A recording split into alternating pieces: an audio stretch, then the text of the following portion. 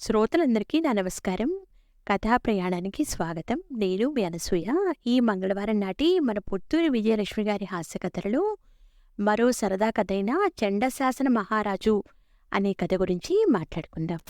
మా తాతయ్య గారు మహా చండశాసనుడు. ఎదుటి మనిషిని తిట్టకుండా 4 మాటలు మాట్లాడటం ఆయనకి చేతకాదు.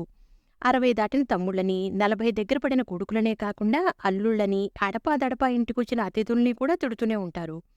వంట మనుషుల్ని, పనివాళ్ళని అయితే చెప్పనక్కర్లేదు. ప్రతిరోజూ తిట్ల దండకమే. కూరగాయలు అమ్మేవాళ్ళు, పోస్ట్ మ్యాను గడగడలాడుతూ వస్తారు మా ఇంటికి. ప్రాణాలు అరచేత్తో పట్టుకుని పని ముగించుకుని బతుకు జీవడాన్ని పారిపోతారు. ఆ తిట్టే విధానంలో కూడా వైవిధ్యం కనపరుస్తూ ఉంటారు. మేము కనిపించగానే పిలుస్తారు. నువ్వేం చదువుతున్నావే అని అడుగుతారు. 6వ క్లాసు అంటాను. అబ్బో 6వ క్లాసా, పర్వాలేదే, నేనింకా ఈ 4వ క్లాసో చదువుతున్నావేమో అనుకున్నా. సరేలే, లోపలికెళ్ళి నాకో చుక్క కాఫీ తెచ్చిపెట్టు అంటారు. మెచ్చుకున్నారు కదా అని సంబరంగా లోపలికి పోయి కాఫీ తెచ్చిస్తాం. నువ్వే క్లాసు అని అడుగుతారు. 6వ క్లాసు అంటే ఎద్దులా ఇంకా 6వ క్లాసేనా, నేను 8వ క్లాసు అనుకున్నా అని తిడతారు. ఎంత మేధావులు అయినా కాఫీ తెచ్చే లోపల 2 క్లాసులు ఎలా చదివేస్తాం? కొడుకుల్ని తిడుతూనే ఉంటారు మనవల ఎదుట. ఒకసారి మా బాబాయ్ వాళ్ళ అబ్బాయి జీడిపప్పు పాకం తెమ్మంటే వేరుశనగ పప్పు పాకం తెచ్చాట. వాడేమో అది చూసి, నాన్న నీకు ఈ మధ్య శరీరం పెరిగిపోతోంది, మేధస్సు తరిగిపోతుంది అన్నాడుట. మా నాన్నున్నాడే, మా కొంప ముంచుతున్నాడు. మొన్న నన్ను ఒరేయ్ శరీరం పెంచేస్తున్నావు, తెలివి తగ్గిపోతోంది అని తిట్టాడు. ఎందుకో అది వెధవ విన్నట్టున్నాడు. పండగకు వచ్చిన అల్లుళ్ళు అంతే, అన్నిటికీ ఆయన పెత్తనమేనా? పెళ్లి కానుక సినిమాకి వెళ్తామంటే తాడెత్తున లేచి మండినట్లే ఉందా సినిమా. అద్దెకి చేరినవాడు బుద్ధిగా ఉండక ఇంటివారి అమ్మాయిని ప్రేమించడమే బుద్ధి తక్కువ. ఇక ఆ తర్వాత చెల్లెల్ని ప్రేమించి అక్కను పెళ్లి చేసుకోవడం ఏమిటి?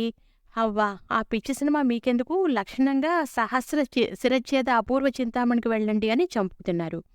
సరే అలాగే అన్నావు తప్పించుకుందామని. జట్కాలో తీసుకెళ్లి టిక్కెట్లు కొని హాల్లో కూర్చోబెట్టి మరీ వచ్చారు మా మావగారు. ఇట్లా అయితే పండగలకు రావడం కష్టం సుమండి, మేము చిన్నవాళ్లమా చితకవాళ్లమా, ఇంకో 4 ఏళ్లు పోతే అల్లుడు వచ్చేస్తారు అని వాపోయేవాళ్లు. వంటావిడికి దినదినగండం 100 ఏళ్ల ఆయుషు అన్నట్లుగా వస్తూ వస్తూ గుళ్ళో దండం పెట్టుకుని మరీ వచ్చేది. తాతయ్య కంచె ముందు కూర్చుని భోజనం చేసి లేచేదాకా ఆవిడ గుండెలు పీచు పీచుమంటూనే ఉండేవి. అన్నం బిరుసైతే ఏమిటిది నీ బొంద, మేకుల్లా ఉంది అన్నం అనేవారు. కాస్త మెత్తనైతే ననుబాయ సంకటి చేసి పెట్టావు అని తిట్టేవారు. కూర పొయ్యి మీద పడేసి పెత్తనానికి పోయి ఉంటావు, అది కాస్త మాడి అఘోరించింది అని విసుక్కునేవారు.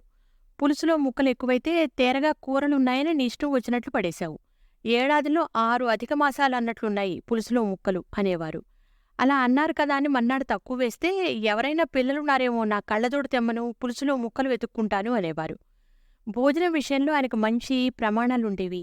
నెయ్యి కర్పూరంలా ఉండాలి గాని కంపు కొట్టకూడదు, పాలు బొట్టు పెట్టుకునేలా ఉండాలి, పెరుగు కంచంలో వేస్తే రాయిలా నిలబడాలి, తెరసాపన అల్లల్లాడకూడదు, వంటింట్లో తిరగమూత వేయిస్తే వాకిట్లో యజమానికి తెలియాలి, పులుసు కాగుతుంటే అటు 4 ఏళ్ల వాళ్ళకి ఇటు 4 ఏళ్ల వాళ్ళకి ఆ సువాసన తెలియాలి అంటూ చెప్తూనే ఉండేవారు.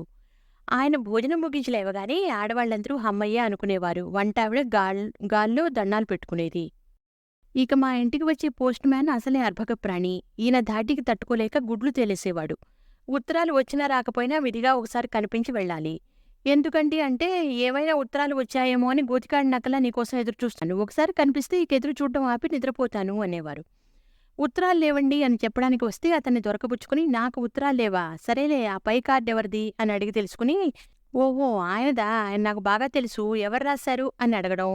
ఏమోనండి, ఉత్తరం ఇవ్వడమేం కానీ అని ఎవరు రాశారు ఏం రాశారో చూడ్డం తప్పు కదండి, నేనలా చెయ్యకూడదు అని పోస్ట్ మ్యాన్ అంటే, అవునులే నువ్వు పరాయివాడివి, నువ్వు చదవకూడదు, మేమంతా ఒక్కటే, నేను చదవచ్చు, నా చేతికివ్వడం నీ ఉద్యోగ ధర్మానికి విరుద్ధమైతే దూరంగా పట్టుకో చదువుతా అని పీకి పాకాన పెట్టి 1కి 2 కార్డులు చదివి మరీ పంపుతారు. ఆయనంత చండశాసనుడైనా అందరూ ఆయన్ని ఎంతో గౌరవిస్తారు. కారణం ఏమిటి అంటే, కోపం ఎక్కువే గాని మనసు మంచిది. ఆయన చేతికి ఎముకలేదు, అడిగిన వాడికి లేదన్రు. కష్టంలో ఉండి సహాయం అడిగితే తల తాకట్టు పెట్టైనా వాళ్ళని ఆదుకుంటారు. అందుకే ఎన్నన్నా అన్నీ దులిపేసుకుంటారు, అయిన వాళ్ళు కానివాళ్ళు కూడా. పైగా చల్లని మనసుగల మహారాజు అంటారు. విన్నారుగా ఈ చండశాసన మహారాజు అనే మన పుత్తూరు విజయలక్ష్మి గారి హాస్యకథను. వచ్చేవారం ఇటువంటిదే మరో తమాషా కథతో మీ ముందుంటాను. అంతవరకు సెలవు, నమస్కారం, ఉంటాను.